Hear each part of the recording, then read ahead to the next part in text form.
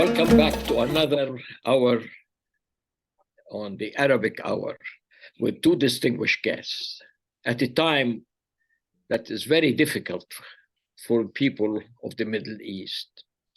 The events are extremely dire and the losses are extremely high.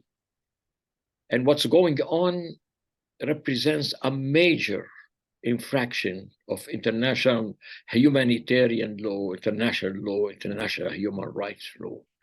And we have a very distinguished scholar, legal scholar, Dr. Michael Lynk from University of Western Ontario, and recently he served for 4 years as a special rapporteur of the United Nations on the human rights situation in the Palestinian territories occupied illegally in 1967. And with us also is Dr. Jihad Abu Salim, the executive director of the Jerusalem Fund.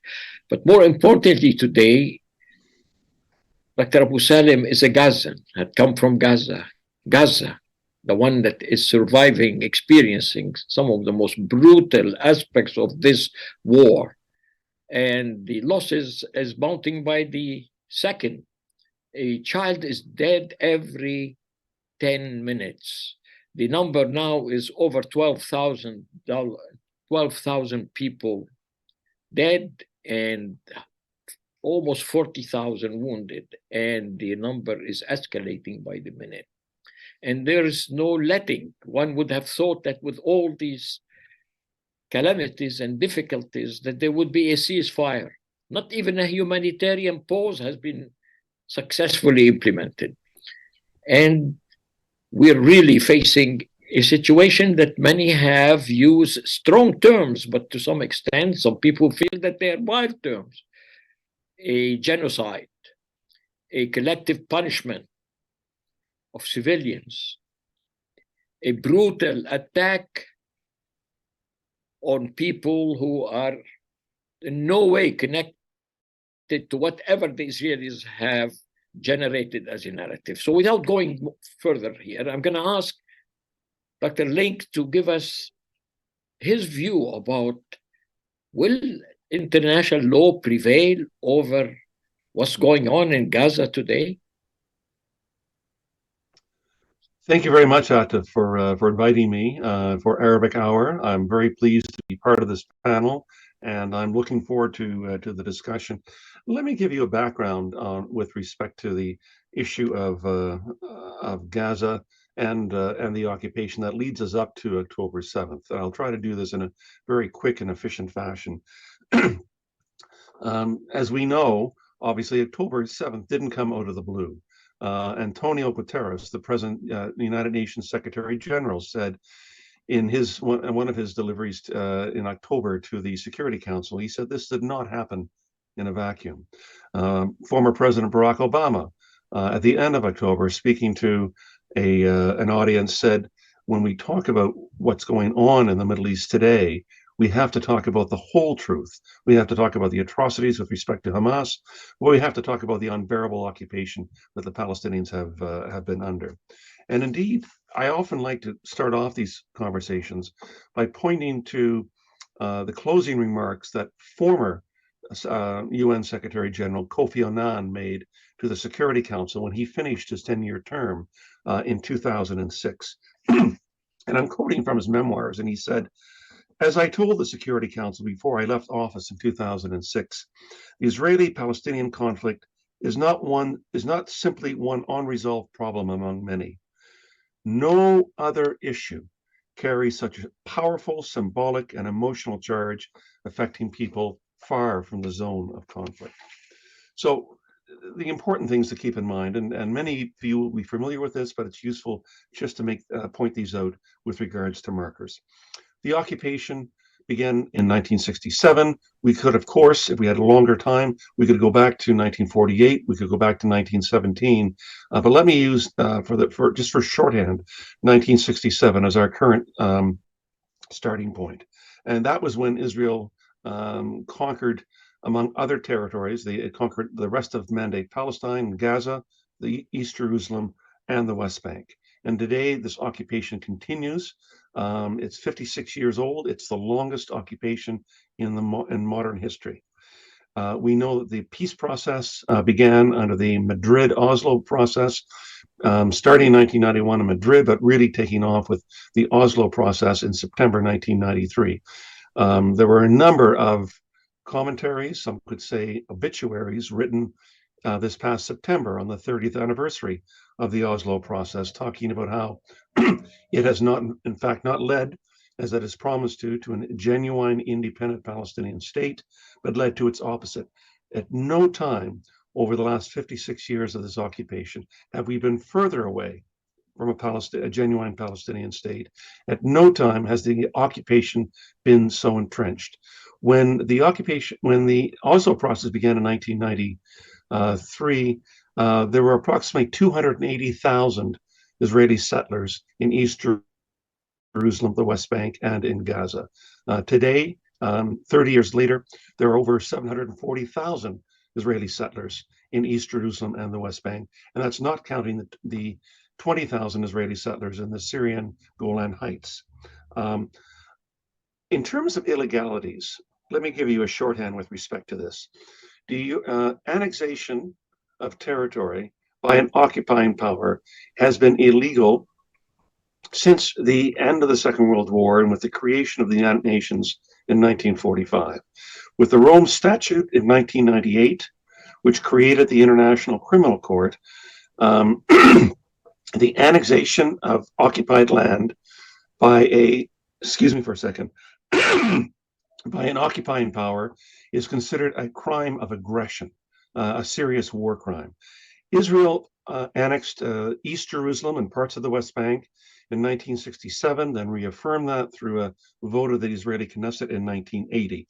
That is what we lawyers would call de jure annexation, but has also been involved in what we would call de facto annexation, which was equally as illegal under international law. Second point I'd like to mention to you very briefly with respect to international law is our settlements. Settlements, which Israel has been engaged in since the summer of 1967, within several months of its conquest of the rest of Mandate Palestine, has been building settlements in the occupied Palestinian territory. Today, there are around 300 Israeli settlements in East Jerusalem and the West Bank. Every single one of these settlements has been deemed by the UN Security Council as, and I'm quoting directly, a flagrant violation under international law. And under the Rome Statute that I mentioned a minute ago, that created the International Criminal Court, civilian settlements by occupying powers put into occupied territory are a war crime. They're a war crime under international law. They're also a war crime under Canadian law as well.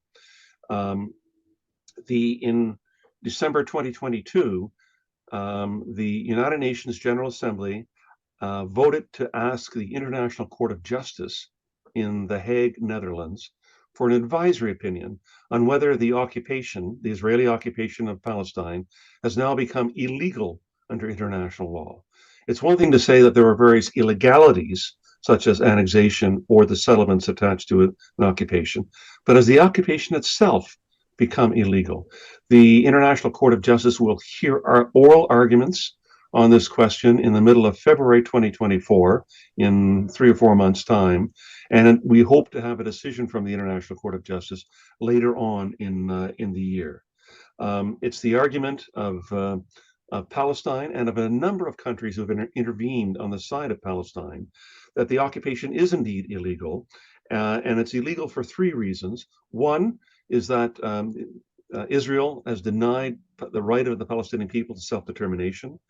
Second is that Israel actually practices apartheid in the occupied territories through a system of entrenched discrimination. And that's worthy, I think, of probably of a separate hour of Arabic Hour all by itself. And the third reason escaped my mind for the second, so you'll forgive me. Now let's turn to Gaza specifically.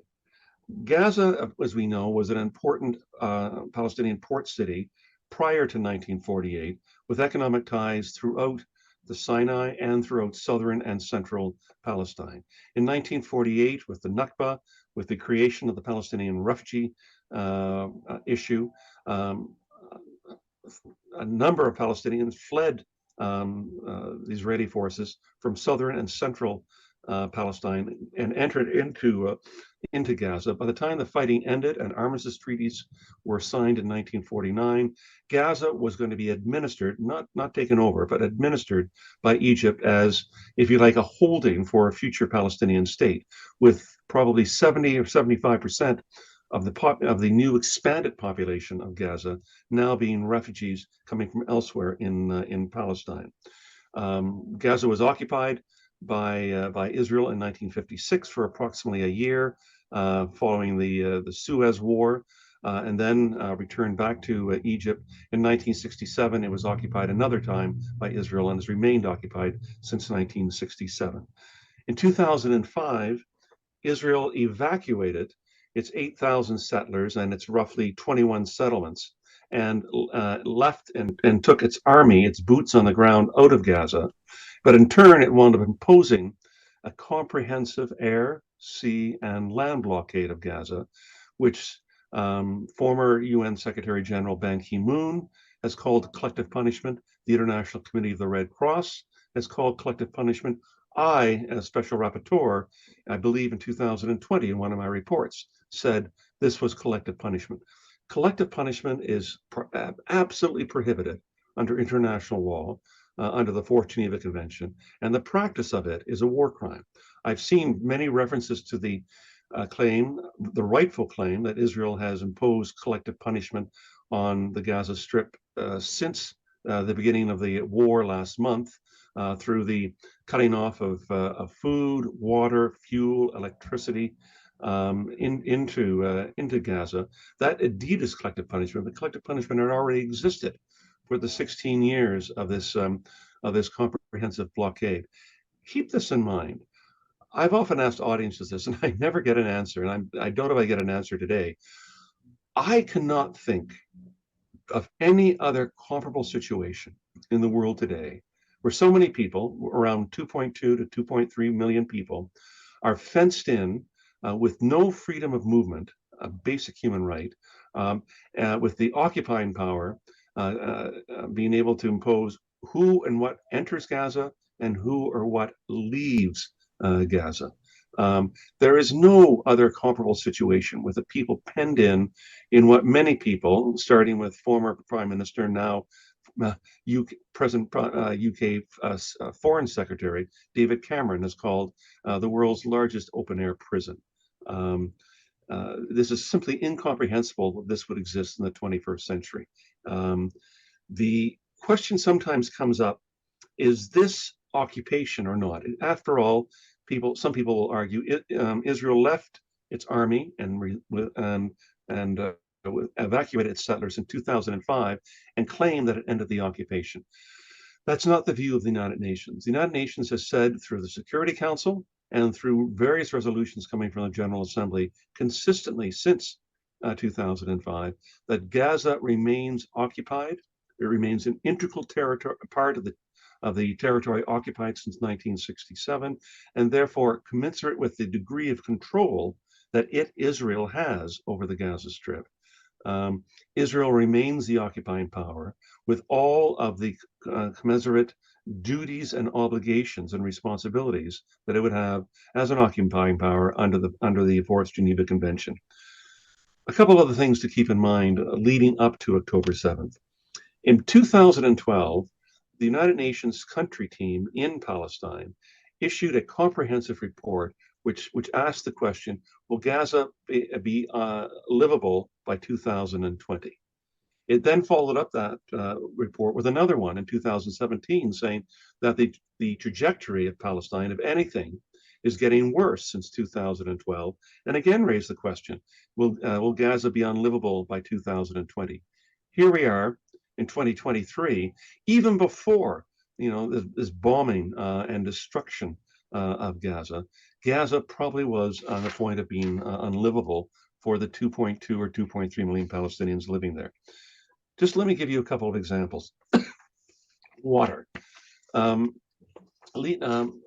Gaza sits on a sizable coastal aquifer, which, if preserved, would be enough to be able to give clean water for all human needs for the Gazan population.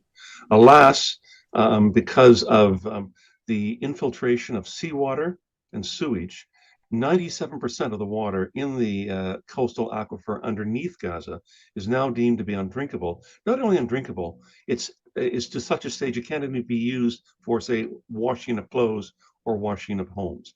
So Gazans depend upon either water being piped in from Israel or Egypt, or through several of the small desalination plants that they wind up having. But the World Health Organization has said that Gazans live consistently underneath the minimum amount of water required each day by a human being. Food insecurity. 80% of the population in Gaza is food insecure. This means that they depend in whole or in part on food shipments that would come in each day, funded by the international community. Prior to October 7th, 500 trucks a day would be entering Gaza with food, with water, with appliances, with all of the attributes of daily living that were needed in Gaza. Since October 7th, something like 700 trucks in the last 5.5 weeks have entered into Gaza in total. No wonder we've got a humanitarian crisis now being morphed into a humanitarian catastrophe. Gaza has a collapsing economy. In 2012, the World Bank measured the Gazan per capita GDP as around $1,800 a year American. By 2020, that had been reduced to $1,200 a year. And the last figures I saw, 2022 from the World Bank, said that the per capita GDP in Gaza was now $1,045. So it's been continually going backwards, where it's lost around 40% of the size of the economy over the last decade or more. Its health system had been in collapse prior to that. Notwithstanding the very dedicated, trained healthcare professionals who've tried to keep the hospitals running leading up to October 7th, there always were difficulties in trying to be able to import, because it needed Israeli permission, the ability to get comprehensive new medical equipment into the various hospitals in Gaza. And also, there were repeated reports by the World Health Organization with respect to the dire shortage of some of the essential stock of pharmaceuticals that any hospital would need in order to be able to treat its population. Power and electricity. Gaza has one power plant. It requires fuel in order to be able to run that power plant. That fuel was always in short supply before October 7th. Plus, power would come in from both Israel and Egypt. It meant that at the very best of days, Gaza was only getting about 12, 13 hours of electricity per day to be able to run homes, factories, offices, and so on. Those few who are wealthy enough to be able to afford a generator and be able to pay for diesel fuel were able to keep generators going for their homes or for their offices. But the bulk of the population lived with virtually nothing with regards to the electricity they needed for running their homes, for running their refrigeration, for being able to run their offices, run their places of work. So all of this, and this is a very quick picture that I'm drawing, shows you of an economy and a people in dire need, with a human rights crisis and a humanitarian crisis leading up to October 7th.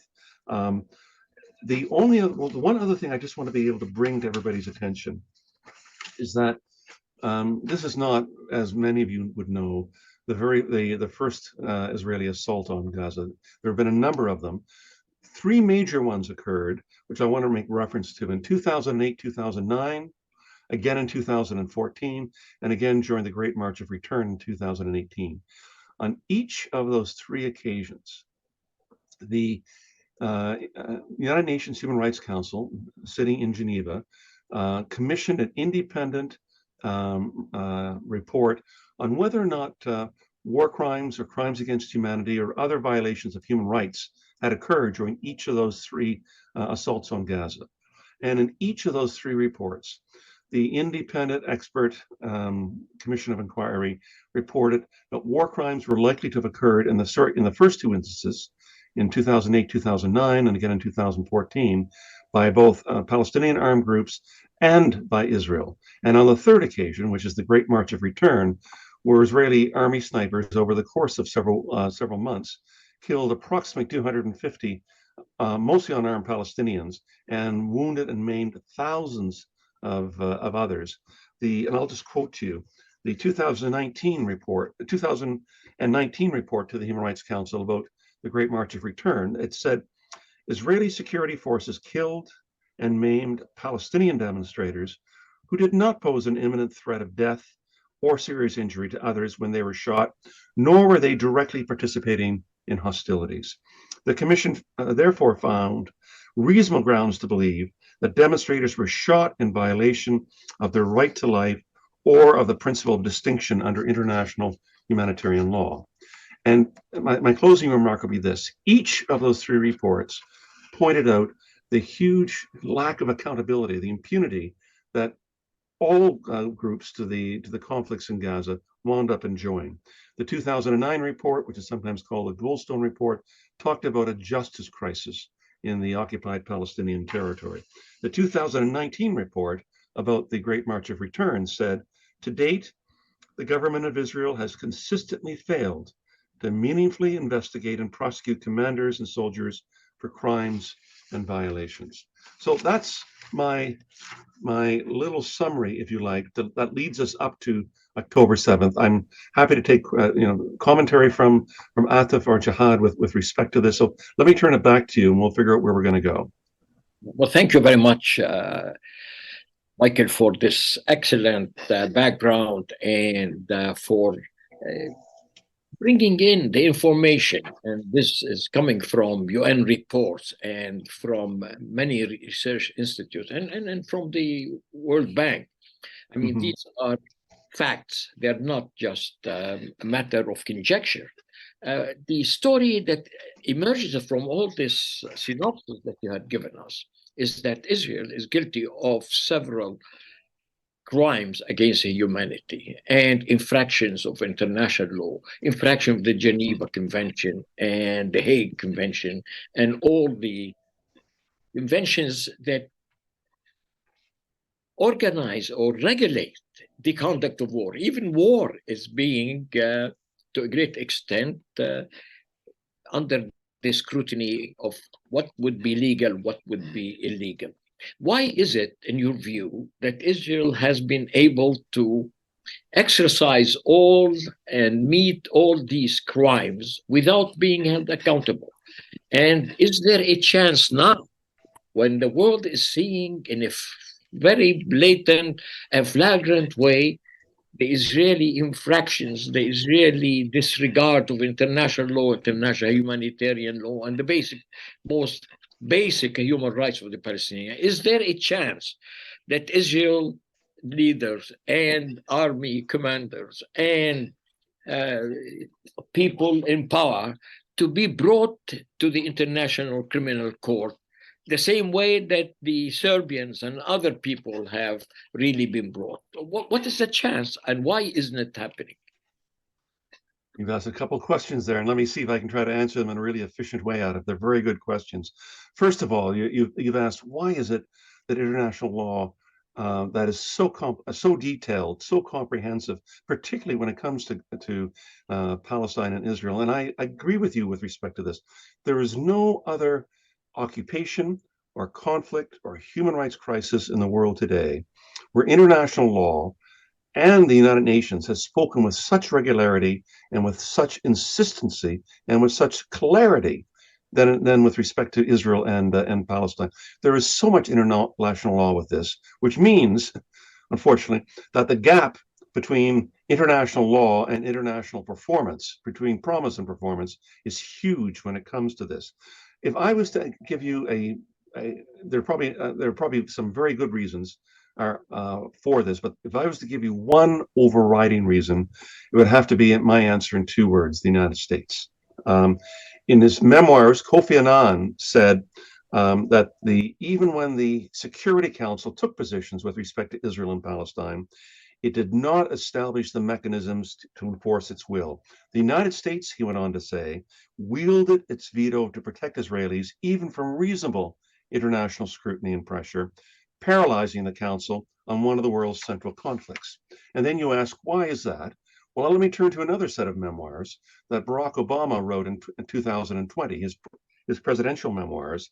And he said, whenever I, as president, had to make a decision, a tough decision regarding Israel or any of the other allies that the United States had, I faced domestic political pushback on a tough decision with Israel in a way that I never faced when I had to make a tough decision regarding Canada, the United Kingdom, France, Germany, Japan, or any of our other allies. So in many ways, Israel and Palestine is a domestic political issue in the United States, and I could probably say the same thing is true in Canada, in a way that no other foreign policy issue winds up commanding that.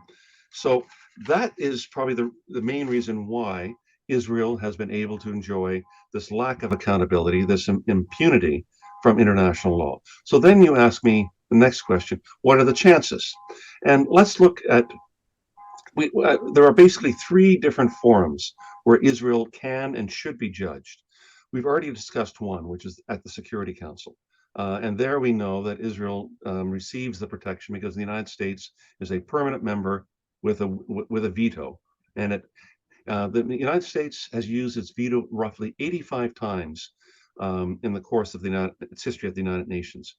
Half of those vetoes that the United States has used, which is more than any of the other 4 permanent members, half of the vetoes it has used, around 43 or 44, have been to protect Israel. 10 of those with respect to Israeli conduct during its occupation of Lebanon, but the rest of them, around 32 or 33, are vetoes wielded by the United States to protect Israel with respect to its conduct of the occupation. No other of any of the 4 permanent members of the Security Council has ever issued a veto to protect Israel with regards to this. Only the United States with regards to. So that winds up being an inert forum for justice to be dealt with in the international sphere. The second choice then is the International Court of Justice.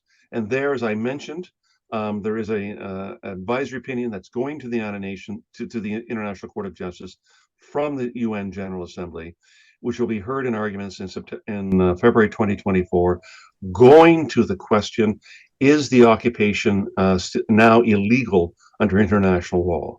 And we would hope to get a decision sometime in the summer or autumn of 2024 with regards to this. And the third forum, as you mentioned, is the International Criminal Court. Palestine was able to join the International Criminal Court in January 2015, backdating its application to cover the period of time beginning in June 2014 in order to be able to cover the war or the assault on Gaza in the summer of 2014. So the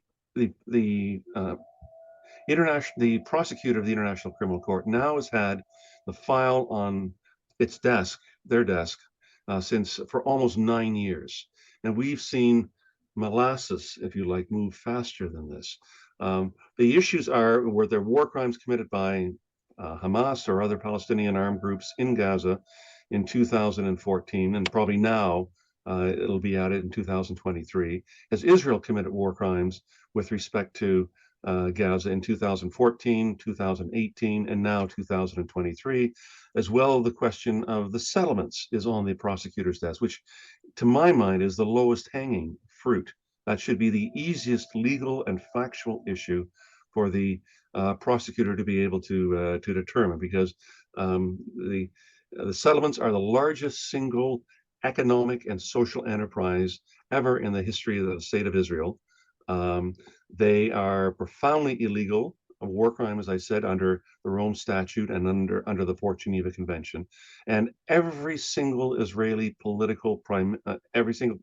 Israeli prime minister and all of the cabinet have endorsed and supported the growth and protection of the settlements since 1967. No prime minister of Israel has ever left office with fewer settlers in the occupied territories than when they came into office. This has been a marked, I guess, accomplishment in their eyes, right across the political spectrum. Indeed, let me just cite the name of Yair Lapid, who's, if you like, a darling of Europe and North America, who's presently in opposition in Israel, but had served as the prime minister from June of 2022 to December of 2022.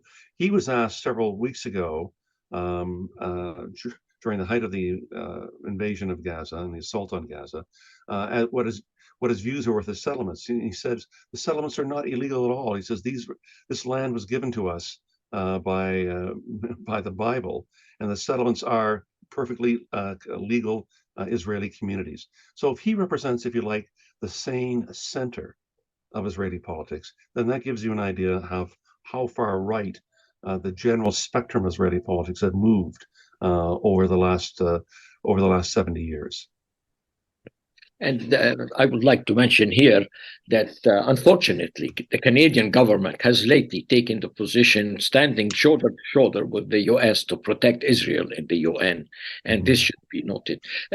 We have with us Mr. Jihad Abu Salim, and he's a Gazan. He has family there. He's in contact with them. He's also being actively involved, trying to see how the United States might change its position on this event. So, Jihad, what can you tell us about what you have learned from your family about their difficulties, and what have you encountered in the US when you try to see that the US, that it presents itself as a champion of human rights, have completely turned a blind eye, and the President Biden has been blatantly on the side of the Israelis, totally in disregard of all the international fury that is now building and expressing itself, and the issues that our friend Michael has conveyed to us about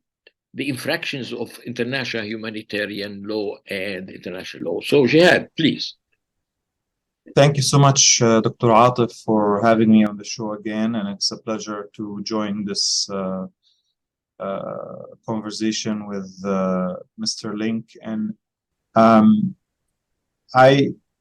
before I begin, I would like to just take a moment to acknowledge the Palestinian victims and all the innocent lives that have been lost, and those who have been killed and injured, especially in Gaza due to Israel's brutal bombardment. So far, at least 11,000 Palestinians, and perhaps many more are under the rubble, have been killed since early October. And each of those Palestinians had loved ones who never got to say goodbye to them, or were members of the same family who vanished together when the roofs of their homes came collapsing down on them. These are people with names, with dreams, with aspirations, who we have never imagined as a society that we would be,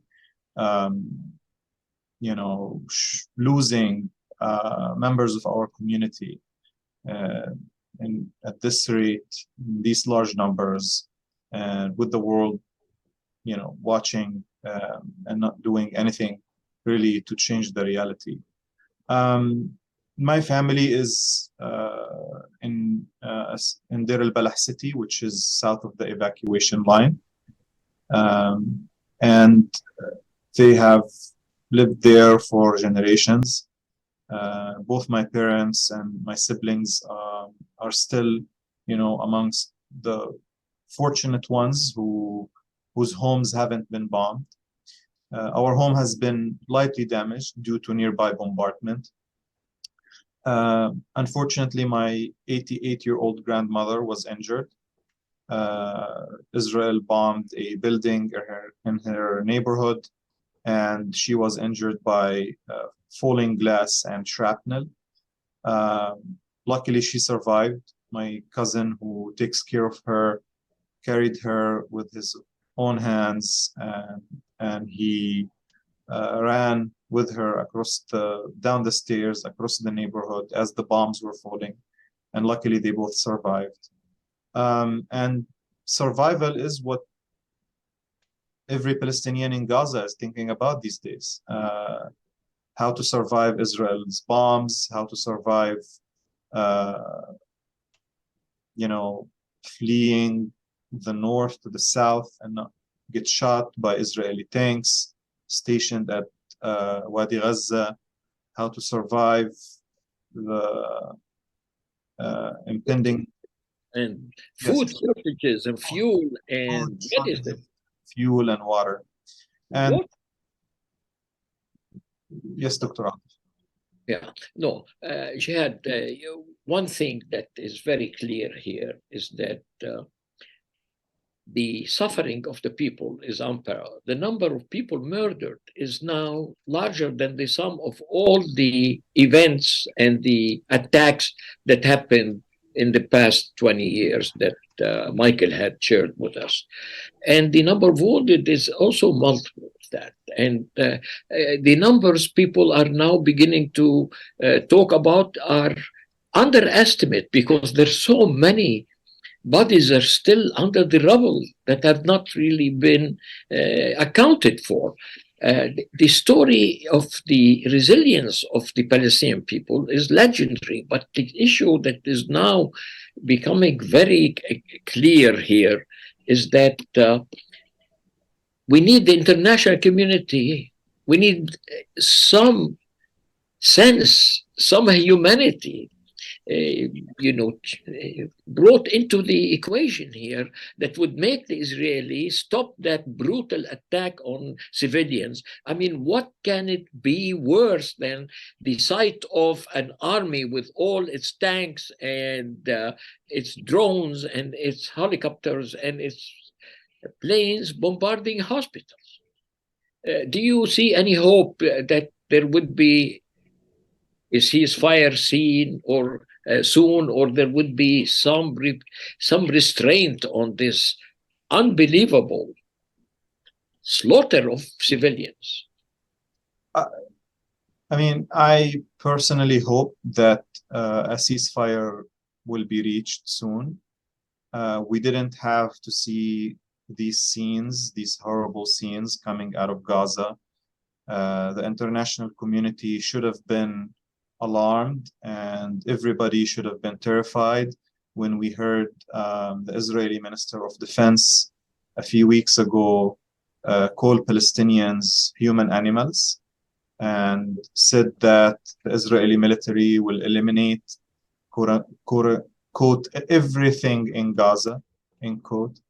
And that's what they have been exactly doing. They have been flattening entire neighborhoods, entire blocks in refugee camps. They have killed over 6,000 Palestinian children. There are children who are still trapped under the rubble.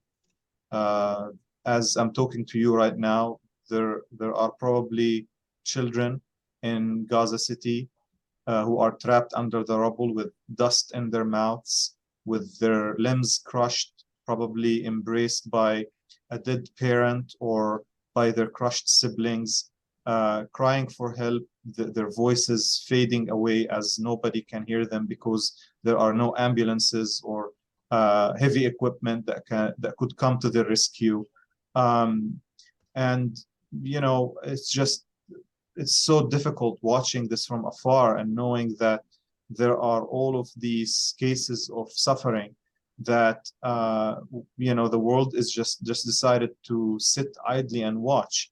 And to answer your question, it seems to me that the United States government decided to give Israel the green light to conduct this operation in Gaza, this atrocity, assuming that Israel will be able to achieve its goals. However, those goals haven't been clear, and they have been ever changing since the beginning of this attack on Gaza.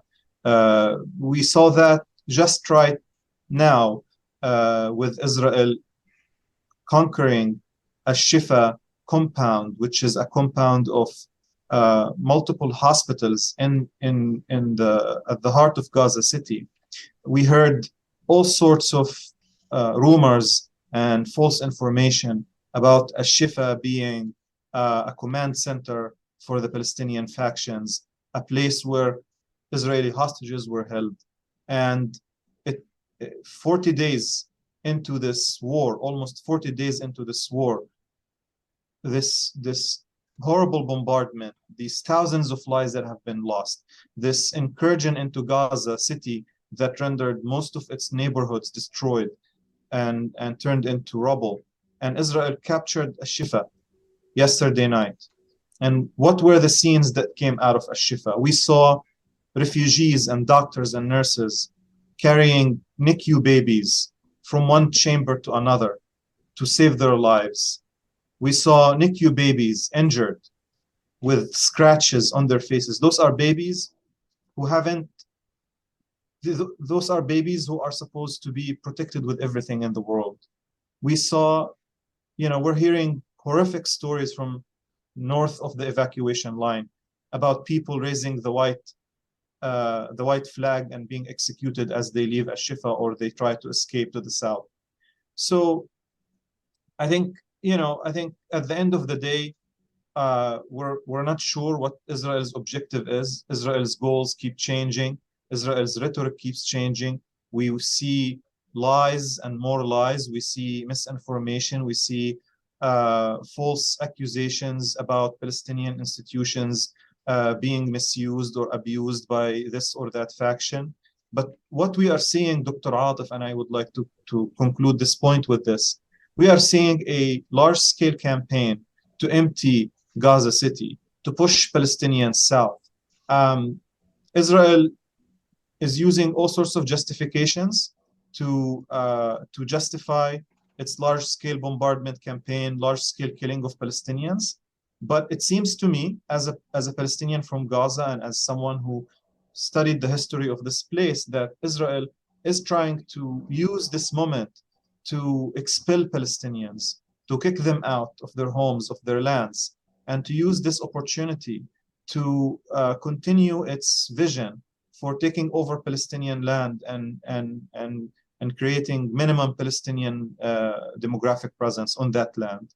And this should be concerning for the international community, because this will not bring about peace, this will not bring about security, and this will not bring about stability in the region. This giving Israel the green light to kill as it wishes and to destroy Gaza and to continue with this brutal attack will not make anybody safe.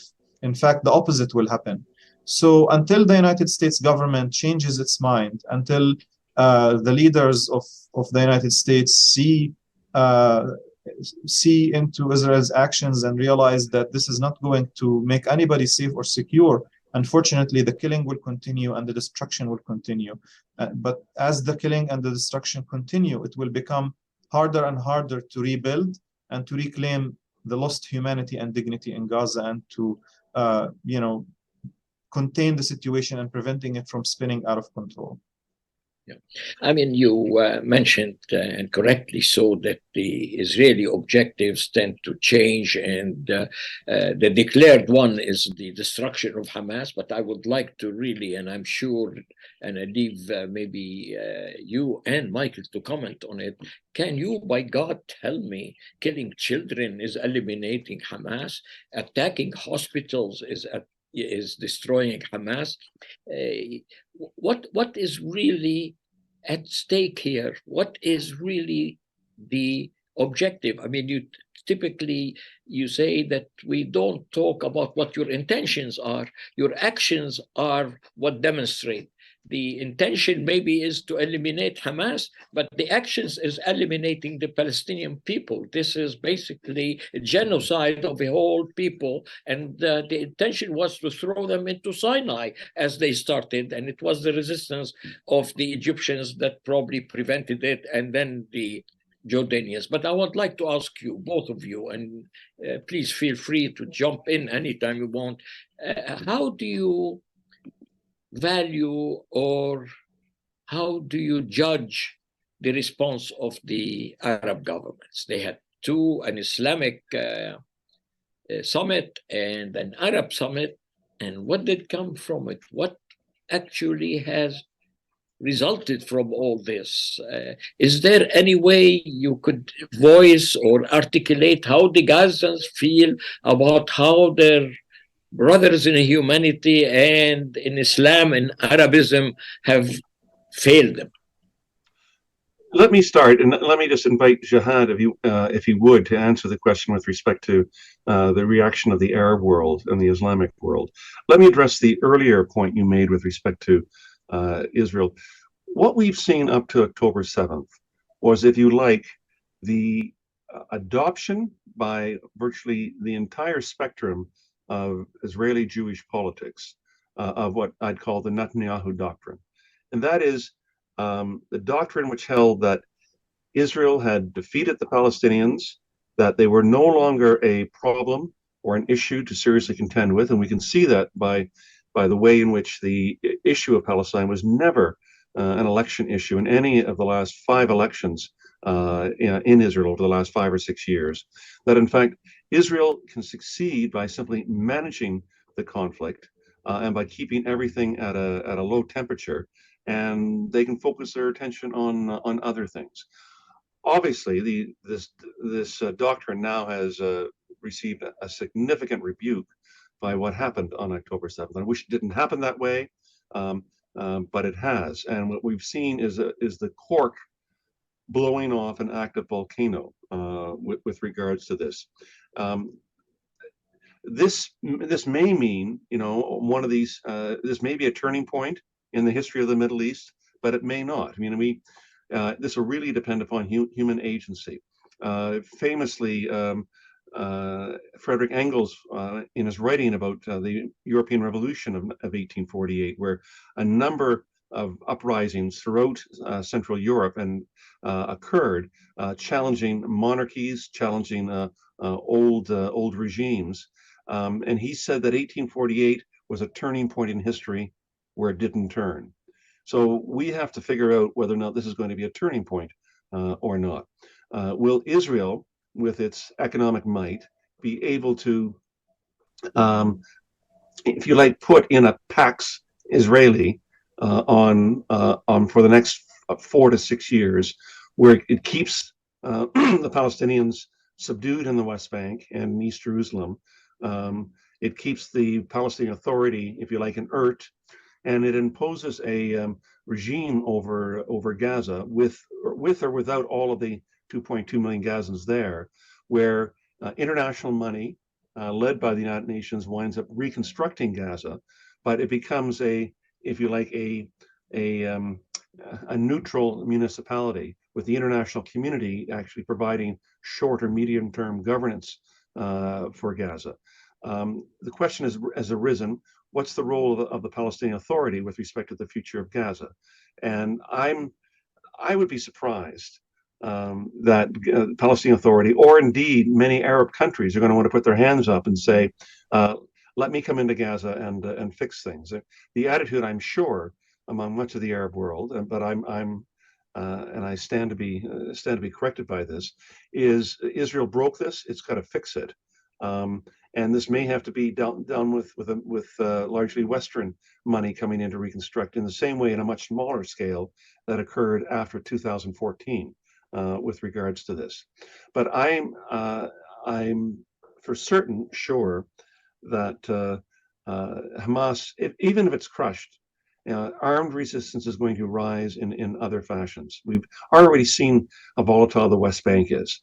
We know that this is beyond the ability of the Palestinian Authority to try to regulate, particularly in cities like Nablus and Jenin, and increasingly other cities like Tulkarm, where it's left to the Israeli army to go back in and try to confront these lions dens or other. I'm not sure freelance is the right word for them, but certainly armed groups that are operating independently of the Palestinian Authority, who are operating because there's such a huge political vacuum in the West Bank. They will continue to operate. In fact, they probably have greater incentive than ever after this assault on Gaza. And the same thing will occur. Arms can't be kept out of Gaza. Armed resistance won't be kept out of Gaza. Hamas or something like it will probably continue to rise again. And this conflict will only get bloodier until the global north, because this is not simply a fault of the international community.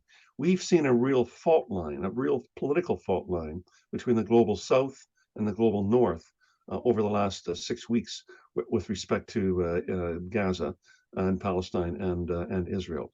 That it'll be if the global north keeps on saying to the Palestinians, you can't go to the International Criminal Court, don't even think of going to the International Court of Justice. And why are you coming to the Security Council with respect to this? Just go back to the negotiating table and bargain with an immensely stronger party and see what you get out of that. That is no coherent way to peace.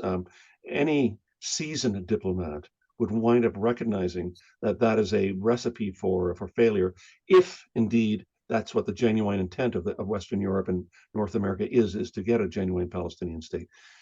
My last comment is this: as long as Europe and North America continue to talk about a two-state solution as a mantra, that is the sweet spot for Israel. Israel will continue to deepen the occupation in East Jerusalem and the West Bank, all the while allowing the idea that this doesn't harm the ability to get a two-state solution, which allows Europe and North America not to put any pressure on Israel, because there's always going to be this fantasy of a two-state solution occurring sometime in the future when there's the right diplomatic sauce has been found. Meanwhile, the two-state solution has virtually all but disappeared. The only thing awaiting a two-state solution is its formal obituary. Hey, Jihad, Michael has raised a number of questions for you. Please respond. I would like to start by responding to your initial question about the reaction of the Arab world. And just to say, Dr. Atif, that Palestinians in Gaza have been feeling alone for a very long time. None of this is new. And Gaza has been under blockade for 17 years.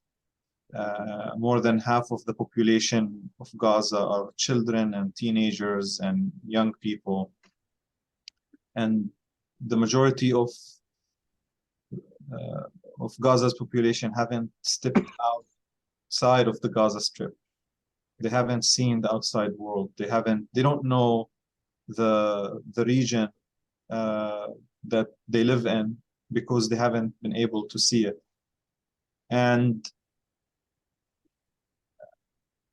unfortunately, during this aggression, this sense of isolation and the sense of abandonment continues in ways that are incredibly painful, because one would think that the scenes of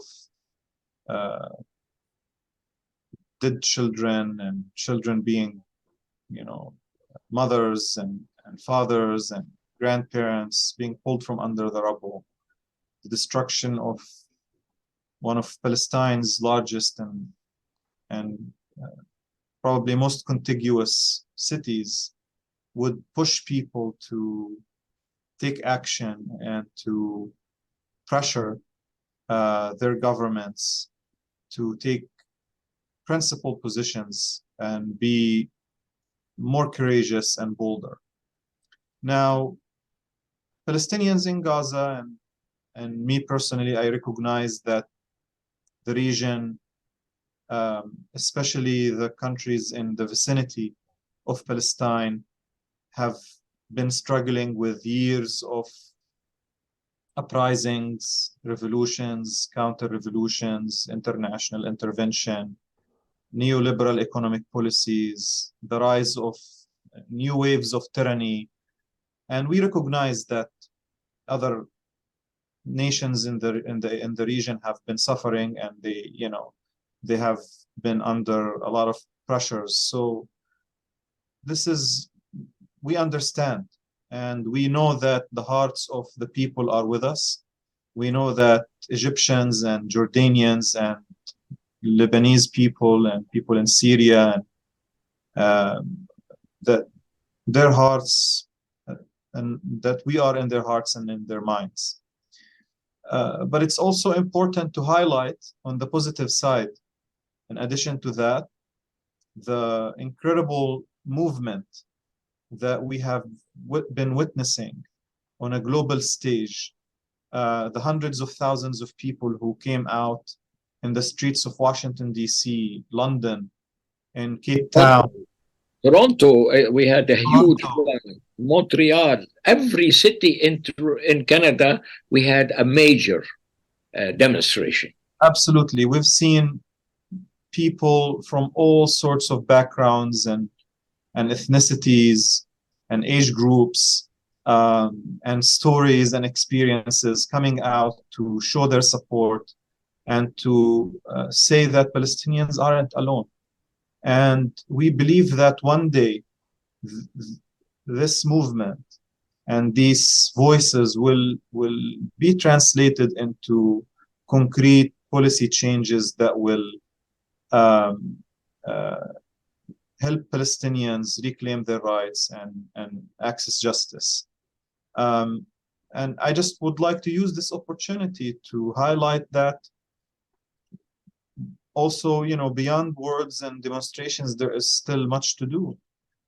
People should be calling their representatives and reaching out to their elected representatives, whether in the US or outside of the United States, demanding that their representatives call for a ceasefire, that they join in resolutions and letters that are being circulated on Capitol Hill that call for a ceasefire and call for saving lives, that people also continue to spread the word about Palestine, to join initiatives at the level of their communities and their college campuses, to educate each other and to bring in more people into this movement for Palestinian freedom and liberation, and to continue engaging in BDS, for example, which is an important tool which will be much more needed in the months and years to come to translate the sympathy and this appreciation for the Palestinian experience and this recognition that Palestinians have had enough, to turn these feelings and these emotions into concrete actions that will one day help Palestinians achieve their independence and freedom. So I've been to the march in DC. I have been surrounded by a sea of 300,000 people or more, possibly, who were just there, voicing their support for Palestinians, and I think this is a growing movement, and I personally reject despair, and I know that one day we will achieve we will gain our rights, and I'm personally grateful for every honorable person of conscience around the world who is standing with the Palestinian people now. Thanks. There is quite a bit of rumbling coming out that there are economic factors in this campaign, that you can always look and see what sort of greed or material objectives there. And two factors have all of a sudden now emerged around the rubbles of this campaign. One of which is the new Suez Canal, the new canal the Israelis are going to establish to be near Ashkelon. And the other one is the gas on the Levant Basin, that Gaza, 20 nautical miles from their shore, and have been prevented and been excluded from being able to utilize, this resource. To what extent is any one of you would like to say something about it? That there is that greed, that material factor that seems to be also hidden, but seems to be part of that agenda of destruction and reoccupation and subjugation that has been the hallmark of the Israeli presence in the region. I'll invite Shahad to try to answer that. Okay. You think who should answer it? Oh, Shahad should. I could, and I'm also happy to hear your thoughts, Michael, as well. I think, unfortunately, Gaza has been the subject of exploitation by Israel for decades. One example, which Michael talked about earlier, was the abuse of Gaza's freshwater aquifer, which unfortunately the Israeli settlement enterprise in Gaza played a major role in that. From 1967 until 2005, until the Israelis unilaterally disengaged from Gaza, around 8,000 settlers lived on almost 25% of the territory of the Gaza Strip, with territory that had Gaza's probably most fertile lands. So it is not, I wouldn't be shocked if there are considerations in play, such as, Israel eyeing Gaza's gas resources in the Mediterranean, or other geostrategic objectives, such as the canal you described. But at the end of the day, no matter what schemes there are by Israel, the fact of the matter remains that there are 2 million Palestinians in the Gaza Strip, like millions of Palestinians in the West Bank, in 48, and outside of Palestine, whose lives and whose aspirations and whose dignity cannot be toyed with in this cynical manner that Israel has been doing for decades. Palestinian lives should be taken into consideration, and Israel should not be allowed to continue to collectively punish Palestinians and to continue with its cynical policies to control and change and reshape demographic realities to achieve whatever objectives Israel has in mind. There doesn't have to be a major conspiracy somewhere to see what Israel is doing in the West Bank, for example. It is explicit settler colonialism. Israel is taking over maximum Palestinian land with minimum Palestinians living on it. And I think this is the core of the matter here. We are dealing with a cynical settler colonial entity that does not value Palestinian lives and that is willing to do whatever it takes to make life impossible for Palestinians in their country. And I think this should be at the heart of any future framing to address the situation and to approach it. If I can just add just a few words to that. There is recognized in international law a right to development. It is still, if you like, in its formation stage, but it's clear through a number of resolutions adopted by the United Nations General Assembly beginning in the 1980s that every country, every people has a right to be able to develop its own resources for the betterment of its people. This would include the right of Palestinians to be able to claim and develop the gas that's off the shore of Gaza. And we've seen through the occupation, particularly in the West Bank, Israel's exploitation of Palestinian natural resources contrary to this right to development. We've seen this with respect to the water aquifers in the northern West Bank, most of which is now controlled by Israel and which feeds both settlements and cities within Israel. We've seen this with respect to the numerous stone quarries in the West Bank, which are leased and which build both homes in Israel and homes in the settlements. And we've seen this with the most precious natural resource of all for the Palestinians, which is land. Land that continually be expropriated either for the establishment or the expansion of settlements, for the roads that connect the settlements to each other and to Israel, and for the property and land that winds up being taken for industrial estates and other forms of economic exploitation by Israel.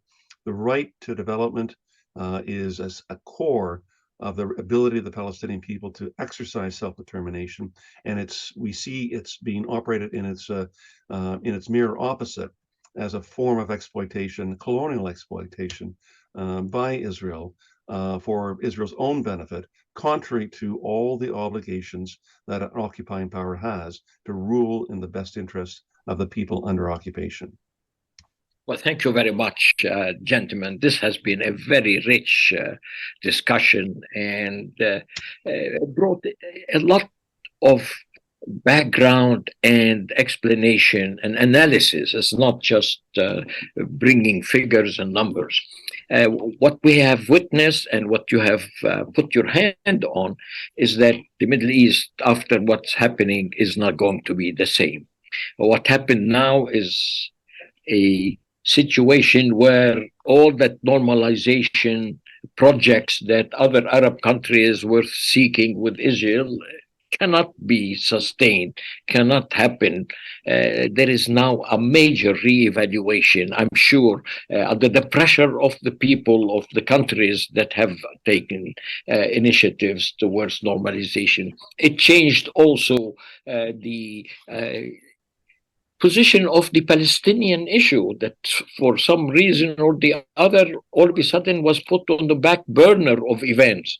And now it is right center stage that there is going to be no peace unless there is justice for the Palestinians, unless the Palestinian situation is dealt with honestly and forthrightly.